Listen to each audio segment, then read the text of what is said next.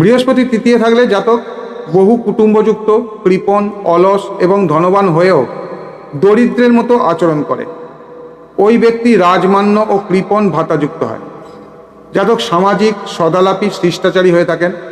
ভ্রাতাভগ্নী এবং আত্মীয় স্বজনের ব্যাপারে তার যথেষ্ট আনন্দ লাভ হয় এবং ভ্রমণ ইত্যাদি থেকেও সে আনন্দ পায় এবং তার থেকে সৌভাগ্য বৃদ্ধিও তার হতে পারে।